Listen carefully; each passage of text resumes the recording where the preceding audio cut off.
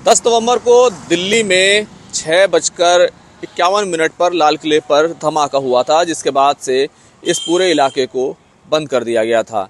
लेकिन अब लगभग एक हफ्ता गुजरने के बाद इस इलाके को फिर से खोल दिया गया है और आज ही के दिन धमाका हुआ था और आज ही के दिन से न सिर्फ लाल किला मेट्रो स्टेशन को खोल दिया गया है, बल्कि साथ ही साथ लाल किले को भी टूरिस्ट के लिए खोल दिया गया है। इसके अलावा जो लाल किले की पार्किंग है उसको लेकर भी बड़ा अपडेट है और साथ ही साथ लाल किले पर जो धमाका हुआ उसको लेकर इन्वेस्टिगेशन अब क्या हो रही है, किस तरीके से जांच एजेंसियां इस पूरे मामले की जांच कर रही हैं और जो भी इसके गुनाहगार हैं उनको किस तरीके से पकड़ने के लिए कोशिश की जा रही है, कहां कहां रेड की जा रही है, छापेमारी की जा रही है, डॉक्टर्स को और किन किन लोगों को पकड़ा जा रहा है, आज इसी पूरे मसले पर बात करेंगे। मैं हूं खुर्रम शहजाद और आप देख रहे हैं न्यूज़ 18 का डिजिटल प्लेटफॉर्म। 10 नवंबर यानी कि इतवार का दिन 10 नवंबर 6:52 पर लाल किले पर धमाका हुआ, जिसमें 13 लोगों की दुखद तरीके से मौत हो गई। 8 लोगों की फ़ौरन ही मौत हो गई थी, उसके बाद इलाज के दौरान बाकी दूसरे 5 लोगों की मौत हुई। तो टोटल 13 लोगों की इस मामले में मौत हुई और ये पूरा इलाका जो है उसके बाद से अगले आदेश तक के लिए बंद कर दिया गया था। कल जो सुभाष मार्ग है उसको खोल दिया गया है क्योंकि सुभाष चंद्र बोस के नाम पर है। दरियागंज से जो लाल किले और पुरानी दिल्ली रेलवे स्टेशन की तरफ जो रास्ता जाता है उसको सुभाष मार्ग कहते हैं। इस रास्ते को अब खोल दिया गया है क्योंकि कल ही जो है इसको खोल दिया गया, क्योंकि उससे पहले जो वहाँ पर जली हुई गाड़ियाँ थी, जो तमाम चीज़ें थी, उनको क्रेन लगाकर वहाँ से हटा दिया गया था, तो इस रास्ते को खोल दिया गया। लेकिन आज ही के दिन ये धमाका हुआ था और आज ही जो है लाल किले को आम टूरिस्ट के लिए भी खोल दिया गया है। मेट्रो स्टेशन है वहाँ पर जहाँ पर ये धमाका हुआ था, उस मेट्रो स्टेशन को भी खोल दिया गया है। अब आते हैं लाल किले की पार्किंग पर। लाल किले की पार्किंग जो सुनहरी मस्जिद के सामने है और जहाँ से आमतौर से टूरिस्ट की एंट्री होती है, वो उस पार्किंग को भी अब खोल दिया गया है। आज से उस पार्किंग को इस्तेमाल की इजाज़त जो है वो दे दी गई है।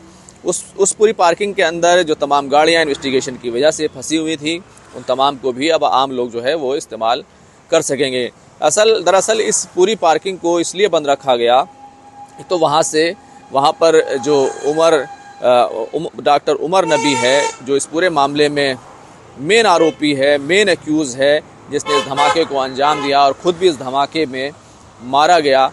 दरअसल वो i20 कार लेकर 15:19 पर इस पार्किंग में आया था और लगभग 6:22 तक वो इसी पार्किंग में रही और उमर नबी भी इसी पार्किंग में रहा।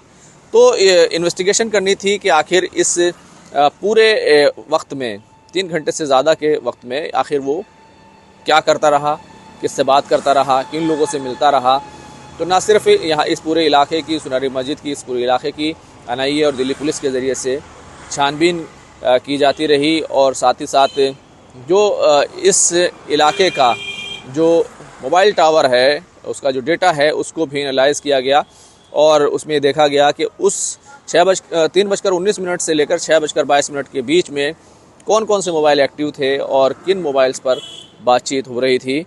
तो ये पूरी छानबीन की जाती रही और अब जो है इस पार्किंग को आम लोगों के लिए खोल दिया गया है और वो कारें भी इस्तेमाल में अब आ सकेंगी। अब अगर इस पूरे मामले को अगर देखें तो अब इन्वेस्टिगेशन जो है वो दरअसल NIA इस पूरे मामले को लीड कर रही है। NIA की जो जांच एजेंसियों की जो ज़्यादातर तफ्तीश है, क्योंकि पूरा मामला जम्मू कश्मीर से जुड़ा हुआ है, जैश ए मोहम्मद से जुड़ा हुआ है, तो इसकी जो जांच है वो जम्मू कश्मीर बेस ज़्यादा हो रही है।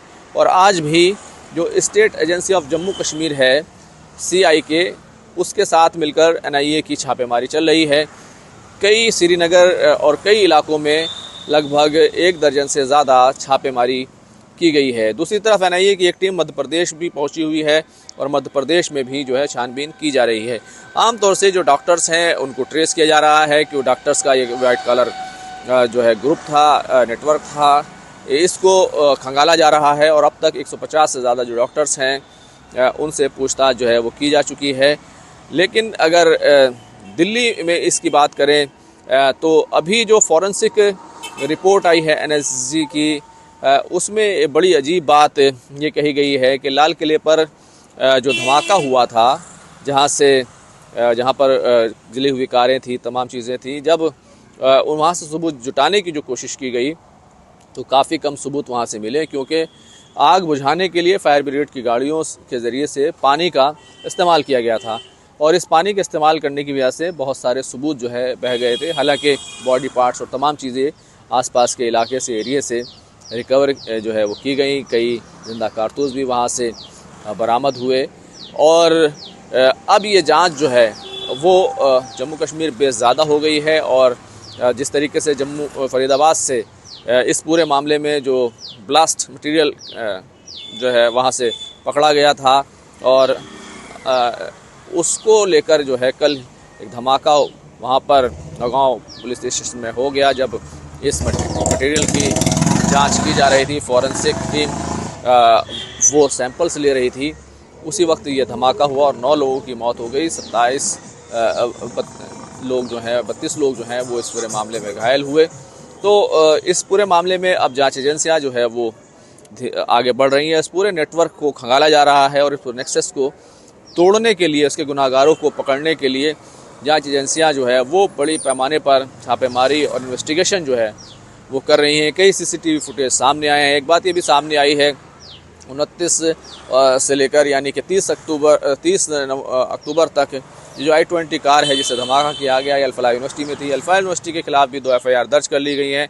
तो कुल मिलाकर एक जो है गुनाहगारों को पकड़ने का सिलसिला जो है फ़िलहाल जारी है। लेकिन बड़ा अपडेट यही है कि लाल किले का जो आसपास का इलाका है, जहाँ पर चांदनी चौक है, लाजपत राय मार्केट है और बड़े पैमाने पर वहाँ पर तिजारत होती है, बिज़नेस होता है और इलेक्ट्रॉनिक्स की ख़रीदारी और कैमरा मार्केट है, तमाम कपड़ों की मार्केट है, सोने चांदी की मार्केट है और इसी के साथ साथ आगे बढ़कर फतेहपुरी के पास जो है वो मेवा मार्केट है। वहाँ पर मेवा फ्रूट्स जो है, ड्राई फ्रूट्स हैं, उनकी मार्केट है। तो अब उस पूरे इलाके को दोबारा से खोल दिया गया है। लाल किला टूरिस्ट के लिए खोल दिया गया है। लाल किला मेट्रो स्टेशन जो है खोल दिया गया है, यानी आज से खोल दिया गया है। और इसी तरह जो लाल किले की पार्किंग है सुनारी मस्जिद के सामने, उसको भी इस्तेमाल करने की इजाज़त दे दी गई है। कुल मिलाकर इस पूरे मामले में जांच एजेंसियां जो है वो पूरे तौर से अब भी छापेमारी कर रही हैं। जम्मू कश्मीर में छापेमारी चल रही है, मध्य प्रदेश में छापेमारी चल रही है, फरीदाबाद से लेकर दिल्ली तक हर जगह जो है ये जांच एजेंसियां उन गुनाहगारों को पकड़ने में लगी हैं जिन्होंने इस बुरे काम को, इस ब्लास्ट को अंजाम दिया था। खुर्रम शहजाद, न्यूज़ 18 दिल्ली।